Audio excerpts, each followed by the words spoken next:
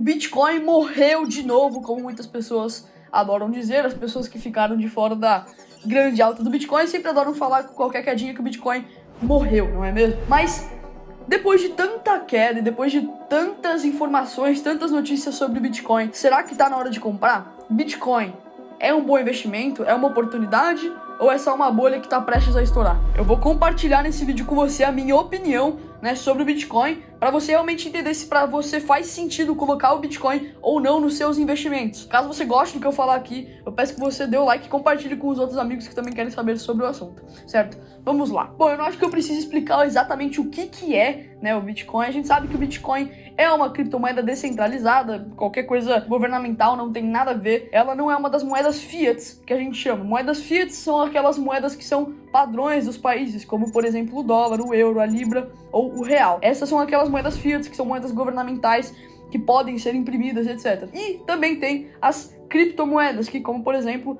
é o Bitcoin. A maioria das criptomoedas, como o Bitcoin, elas são limitadas, então ela é impossível de existir outras, não dá para imprimir mais. O que isso faz com que seja uma moeda deflacionária. O que significa uma moeda deflacionária? Uma coisa, ela começa a perder o valor dela quando ela começa a se tornar alguma proporção muito grande. Isso a gente pode ver como, por exemplo, no próprio Bitcoin. A gente sabe que só existem 21 milhões de Bitcoins possíveis. Não é possível criar mais. Então, o que faz ser o Bitcoin uma coisa extremamente escassa, não é qualquer um que consegue, ou mesmo se for, né, não vai ser assim para sempre, porque é impossível de haver mais. E o que faz uma coisa ser valiosa é basicamente isso mesmo, é a escassez que aquilo lá existe. Moedas fiat, que é aquelas moedas lá que, moedas principais dos países, elas são moedas que não são limitadas, então elas são realmente ilimitadas, você pode imprimir cada vez mais, e isso gera uma grande inflação no mercado. Vou dar um exemplo aqui que eu vi com o Breno Perrucho. Imagina uma casa onde ficaram presas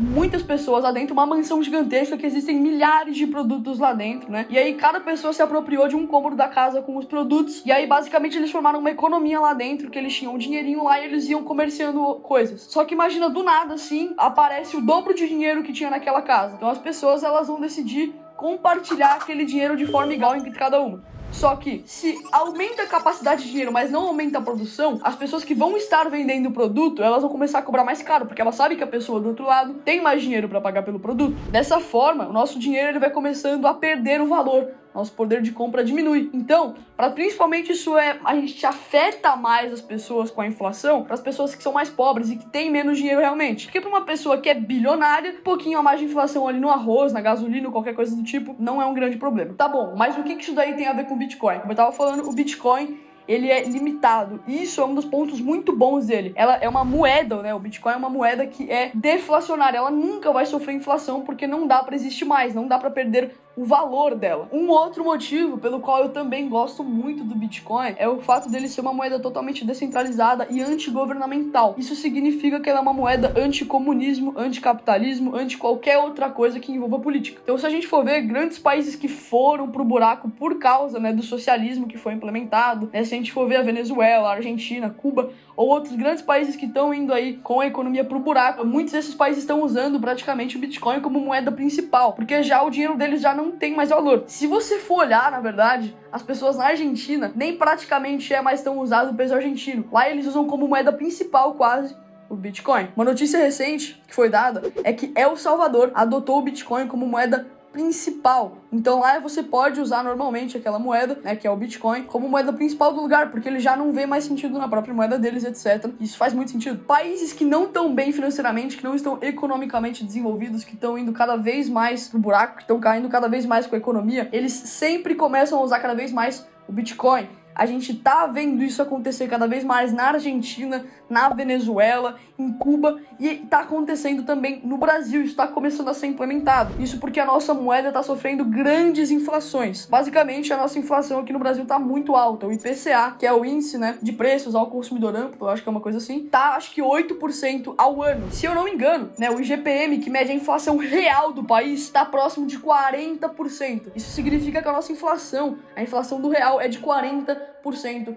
ao ano. Então a nossa inflação ela é gigantesca. Quando a gente deixa nosso dinheiro parado, ele se desvaloriza 40% ao ano. Isso é muito prejudicial. Enquanto o Bitcoin, ele nunca vai acontecer esse tipo de coisa, porque ele não perde o valor dele, a não ser o custo, né, pra você adquirir. Mas isso não tem nada a ver com o valor, separa as duas coisas. Felipe, beleza, já entendi, bacana. Mas eu devo comprar Bitcoin ou não? Você acha que eu entrei no vídeo pra ficar vendo coisa de economia? Tá bom, eu vou te explicar. Por causa dessas coisas que eu falei, por ser uma coisa que protege muito as pessoas do governo, então é uma coisa que tá ajudando muitos outros países a não irem 100% pro buraco, como eu tava falando pra Argentina, Cuba, Venezuela, esses outros países que estão muito mal. Aí, com a notícia de El Salvador tá adotando o Bitcoin como moeda principal, eu creio que isso seja o futuro para a grande maioria dos países. Eu não falo isso como uma recomendação de investimento para você comprar Bitcoin, só que eu falo que eu tenho na minha carteira. Eu gosto de Bitcoin, eu vejo isso como uma ótima forma de você ter um valor certo pro seu dinheiro, porque, como eu tava falando, é uma moeda deflacionária. Mas se a gente for falar em relação a tempo, se vale a pena ou não comprar Bitcoin, é quase certeiro que sim,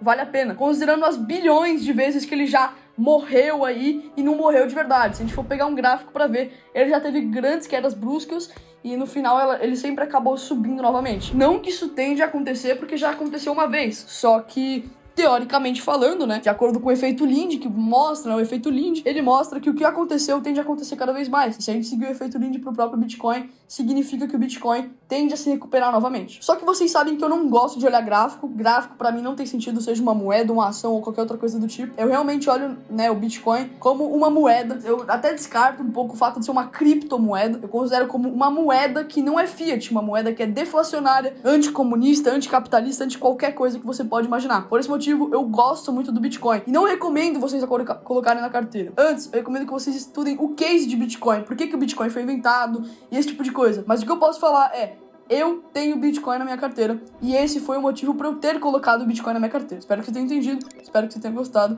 Se você gostou do vídeo, abaixo, dá o like. Até a próxima e tchau.